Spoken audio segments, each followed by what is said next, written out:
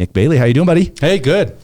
Glad to be here. Hey, we're new guest, or am I a new old guest? And that can mean a lot of things. Oh, wait a second.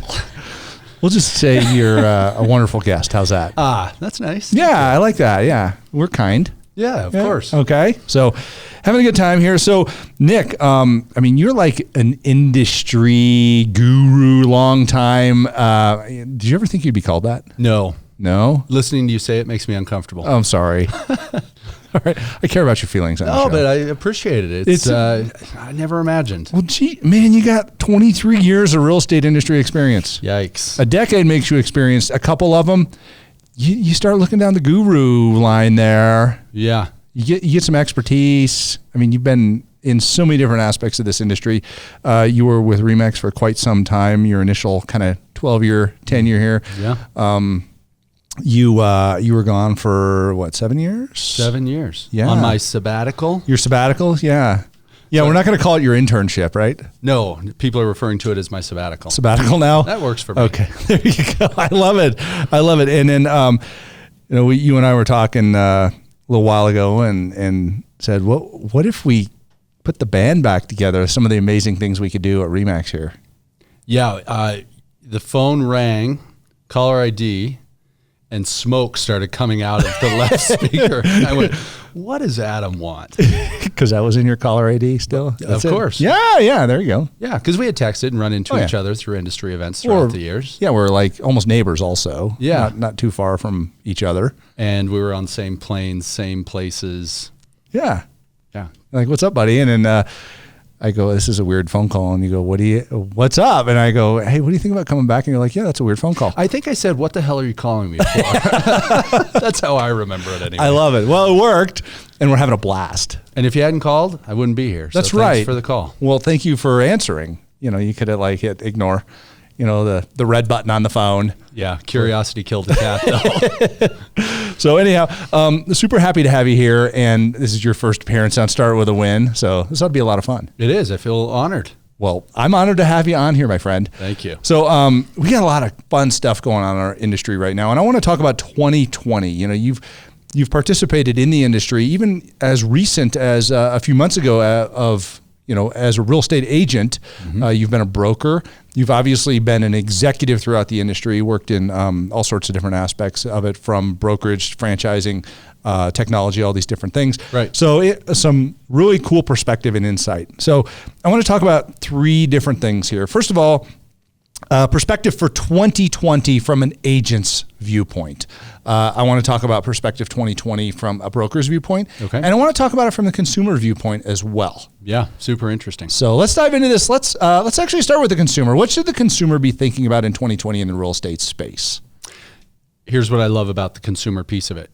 The consumer's driving more aspects of what an agent does, and even what a broker does, and even what we do as a franchisor, more so now than they ever have. And that scares a lot of people that have been industry veterans and seasoned for a couple of decades.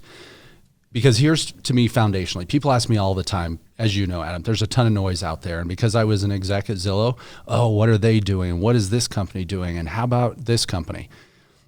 To me, it comes down to the fundamental piece that's driving, or that has changed in my 2+ decades. Because I started with MLS books, right? Like many of our people in the industry have. And a highlighter or a pen or something to circle that list. And you give your client the book from last week and say, shh, don't tell anyone I gave it to you. Come on, we all did that. I remember those days. Here's the three things. It was consumer, agent, then house. Right. Today, it's consumer, house, agent. Uh-huh. The fact that those two have flipped is what, to me, is the fundamental issue that is driving people crazy, that is the basis of the noise. So, to your question, what should the consumer be focused on today? Yeah.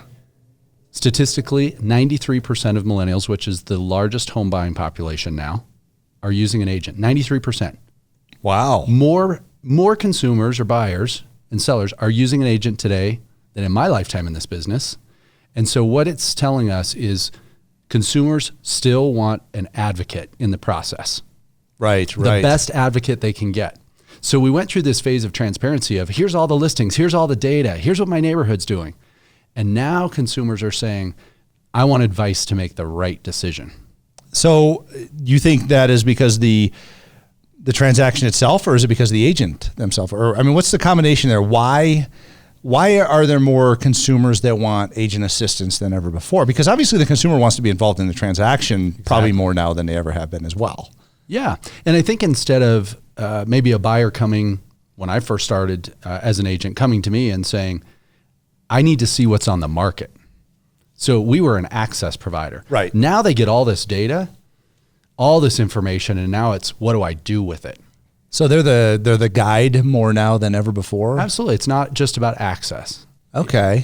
It's about guiding them through it. And there's still so many things with buying or selling a house that you can't serve up electronically. So here's an example. I remember several years ago, we were looking at a house and the agent said to us, do you realize that the land behind this property is zoned for a 2-story office complex? That's good to know. Not buying that, but nothing online did it say anything about the land development, and it had just been rezoned. Interesting. It was originally zoned for a 1 level. It wouldn't have obstructed a view. It's interesting you say that because I was looking at a property with my agent, who happened to be my wife at the time, currently is my wife. So we're out looking at a property. We're like, oh, this is fantastic. And she says, drive around back. And it did back up to open space, which I thought was really cool because there were woods and things like that behind it. Yeah. And we go around there and she goes, there's a fence post there. That hasn't been there very long. We need to see what gets attached to that. And it ended up being a zoning sign. And then she, through her real estate agent magic, came up and said, by the way, this is going to be an entire new subdivision going in right in the backyard of this house. And I'm thinking to myself, all right, no thanks. And sure enough. I had no idea you had that story. I mean, here we're telling similar stories. Yeah. If the agent hadn't have told us that, we might be sitting in homes that we either didn't want or didn't appreciate the way. There's just a number of things. So that's where the consumer is showing us that they're reaching out and wanting that consultative advisor expert in the business. And I think that's awesome for our agents. I love it. So that's really one of the largest concerns of the consumer when you look at consumer studies. They want to define and overcome the challenges, but one of the biggest challenges they have is defining the challenges. Mm-hmm. So they need that agent to actually reach out because the consumer doesn't know what they don't know. Right. They don't know what they don't know. And that's really key in that relationship that the agent builds with the consumer ahead of time for them to feel comfortable asking those questions or knowing what questions to ask, I guess, right? Yeah, totally. And you look at, still, I'm convinced we got a long road ahead of us to make a better consumer experience. Right. I firmly believe that if every consumer in our country had to buy or sell a piece of real estate once a month, the process would look different. Oh yeah, absolutely. And coming out of the downturn, look how much more highly regulated the mortgage piece of it is. And so the complicated nature of the transaction continues to get more and more complex. Interesting. And so consumers want help with that. Okay, so complicated, scary, don't know, need a guide. Many haven't done it before. Yeah, you're right. The entire new generation, the mainstream generation, moving from rentals to ownership right now, and then we've got this whole silver tsunami that is alleged to occur here in the near future. A lot of things like that going on. But ultimately, let's just talk about the 2020 market. I'm a consumer coming into the 2020 market. Nick, you're my trusted agent, my RE/MAX agent. What advice do you have for me? Saying, okay, should I buy or sell a house now? Take advantage of interest rates. We've had good rates for a number of years, but coming out of 2019, we saw that even get more favorable for buyers. And the other component is if you're ready to buy, you got to jump in because inventory constraints will, in my opinion, continue to be a challenge for a lot of markets in 2020. Right. And so consumers have to be careful how long they sit on the sidelines. Okay, so yeah, because I was online on RE/MAX.com looking at some listings the other day, and they're not there anymore. What happened to them? Is that the small inventory, the low inventory? Absolutely. Levels? Look at average days on market. Last year, they averaged around 46, 47 nationwide. Yep. Now, I do think in 2020 that may come up a little bit. We're entering a presidential election year. People just get more conservative by nature. Right. Regardless of politics, has nothing to do with that. We're in a presidential election year. We got a lot of fear and noise to overcome here. So we might see average days on market clip up a little bit. Okay. And the introduction of new housing. Right. That's supposed to be increasing right now, isn't it? It takes a lot of years to get projects out of the ground. Yeah. And so we're starting to see that now. And so to see 800,000 new home sales coming into this year, that's going to give buyers some great options now too. I love it. I love it. Great advice for the consumer. So let's switch over to the agent. Yeah. 2020, year of opportunity for the agent. You know, there's a lot going on, but you have to be better now than you ever have been before. What advice do you have for agents in the new decade? Don't let other agents piecemeal or peel off 1 or 2 or 3 transactions from either your past business or your sphere. Ooh, I like this. So a couple of stats. Rewind to 2011. Yeah. 4.6 million transactions. Okay. 4.5 million leads were generated. Whoa, wait. All right. In the country. Tell me those numbers again, Ro. 4.5 million leads. Yep. And we sold about 4.6 million Okay. homes. That seems logical. Totally logical. Yeah. Let's go to last year. All right. 5.5 million homes sold. Yeah. A little bit of an uptick from Yeah. Sure. Yeah. 7 years ago. Yep. 8 years ago. Yeah. 89 million leads were generated. Whoa. So what we know is consumers are creating multiple leads all over the place. Yeah. And what's happening is if agents aren't engaged, it's not one lead per consumer. It's probably 10 or 15 leads per one consumer. And it's going to be the agent that outservices in time, fashion, every component about response is going to grab that business. Okay. So let's say you're my agent and I'm a contact in your phone. Okay. Yeah. But I've just gone on several websites, portals, things like that, because, you know, everybody comparative shops. Sure. And now I have a dozen agents calling me. How do you keep my relationship as, you know, you're my agent, but I haven't talked to you in a year or 2 years or 5 years or whatever it might be. Shame on me. Yeah. So, I mean, what do you need to do to get in front of this tidal wave of agents calling your consumer? Let's face it, I've been licensed now for just over 23 years. And so I feel like I can say this because I'm saying it about myself too. Okay. We as agents don't do a good job keeping in touch with our past clients. How do we know that? Statistics show. Okay. Let's look at listings. Yeah. And we had a big announcement at the end of 2019. Yeah. Tell me about that also. Yeah. It's the fundamental issue with what agents are dealing with. Agents miss 70% of new listing opportunities out of their own contact list. Wait a second here. So you're saying 70%. So I'm only like 30% effective in my client base? Yeah. As an agent? Yes. And you just mentioned an acquisition that Remax did in 2019 of an AI company, machine learning that has proven that fact. So you got to see, because you tested this product, you got to see how many people in your contact database as an agent went out and bought or sold a house without you. Ooh, that's painful. I remember in real life when I was selling real estate, there was somebody I sold a house to. I will never forget it. I can see the house. I can see the lot. Right. I sold it to him 3 years before, had no idea that they were going through a divorce. And I drove by one day and one of my competitors' sign was in the yard. Ouch. It was my fault. That's hard to admit. Yep. But now in a world of, we're going through the generation of some of this big brother data piece is a little creepy. but you know what? It's creepy, but it actually helps you hone in on your business. And it actually could help create a better experience. So if I'm thinking about selling, listing and selling, and keep in mind, sometimes, especially if you have a partner or spouse, one of them's considering selling before they've even told the other one. Right. You never know those dynamics. So when you engage, which this technology allows us to do, because it's saying, by the way, we've identified Adam. Okay. That he and Kelly may be going to sell. Great. Swoop in and remind him that I took care of you 5 years ago when you bought that house. Are you considering selling? Can I help you? And I'm sitting there thinking, how did you know that? And at the same time, you might be going, oh, yeah, we are, and have a lot of questions. Yeah, exactly. And so it can be used in a really positive way. But totally. That's where I think it's gonna help agents not miss out on that big piece of business, but it's also going to help consumers have a better experience with their agent. Well, I think, to that point, we also anticipate that people are going to, we as consumers anticipate that vendors or service providers are going to anticipate our needs. You see it every day with, you go on Facebook and you go, how did Amazon know that I want to look at this? Right. They know.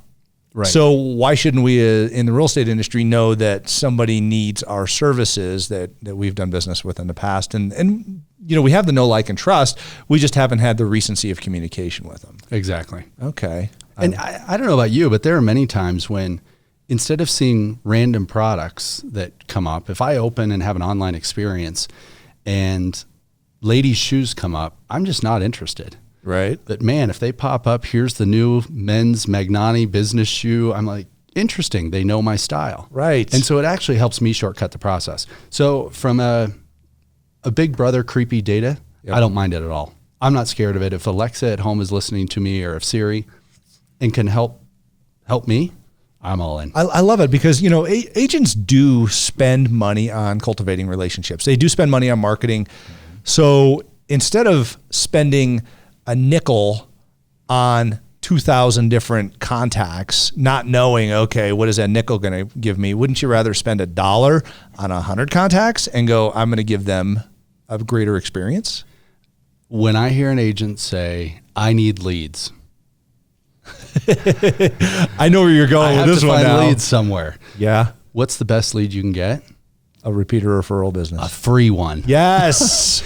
And if it is repeat referral contact, it's not only free, but it's free with an endorsement and a referral attached to it in a way. So do a better job on those relationships. Yeah. And even if you're brand new and come into the business and you're sitting there saying, I need leads, man, most people know a couple hundred people. Yep. 1,000 people.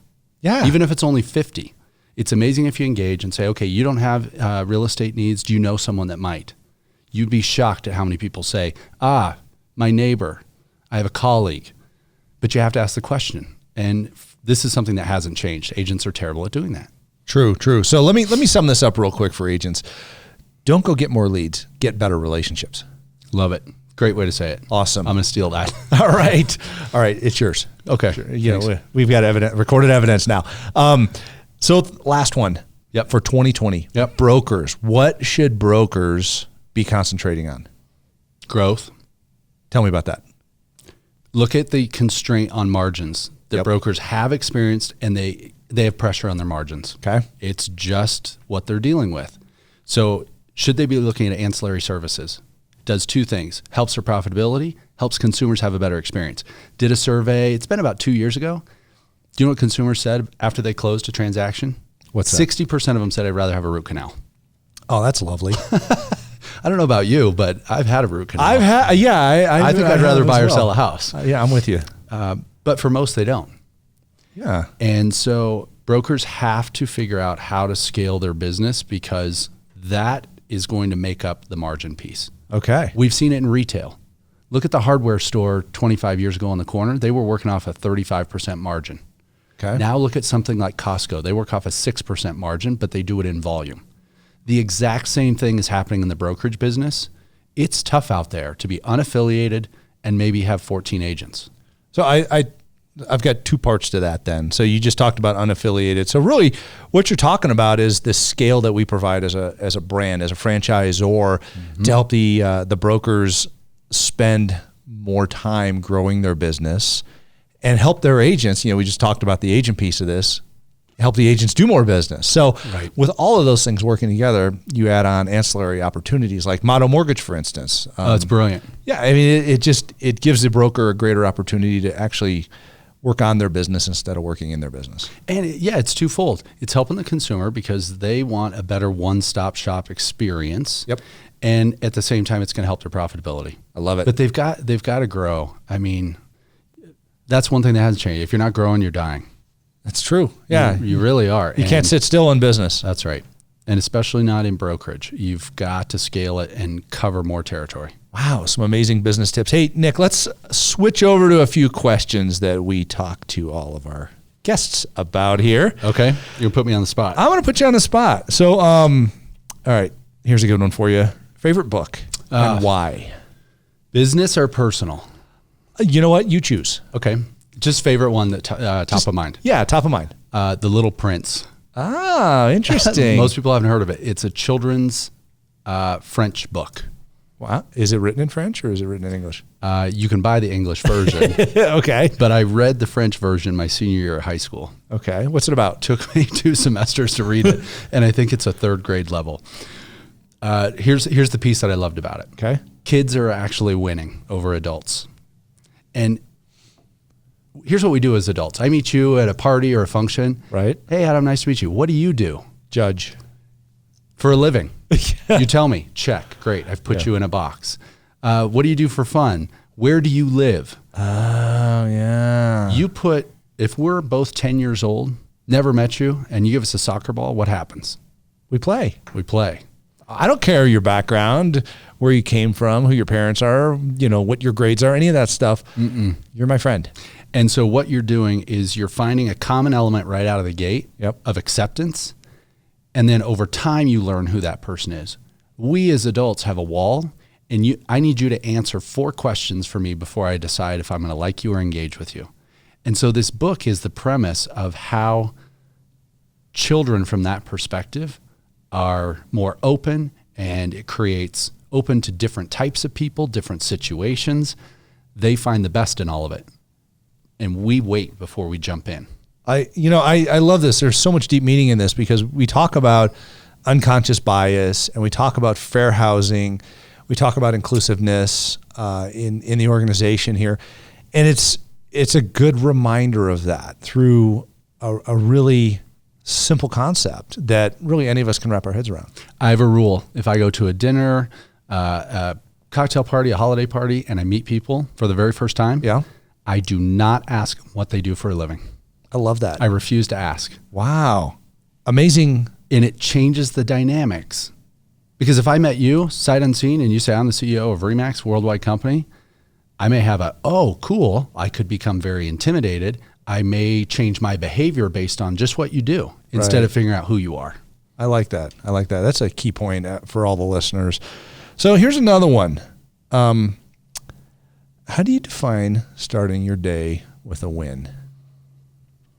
Yeah, when I wake up, my win is I know what my goal of the day is. I like that. It could start for me, fitness, at least 3 days a week. It's not 7. That may be my start, that I start right out of the gate. Gets my head right. It could be on those off days, here's what I want to accomplish by the end of the day. It could be sit on the couch and watch marathon movies. But if that's my goal, that's how I start with a win, is deciding what my goal is for that day. I love this. You're very goal-oriented. You're very results-oriented, and you execute. That's awesome. Yeah. So you have to know what you're after. And are there days that I fail at my goal? Absolutely. Didn't turn out the way I wanted it. But you didn't quit going after it. No. Awesome. Nick Bailey, Chief Customer Officer of Remax. Such a pleasure to have you on the show today. Thank you very much, and Happy New Year, buddy. Yeah, thanks. Can't wait to see you next time. All right, we'll talk to you next time. And thanks, everybody, for starting with a win.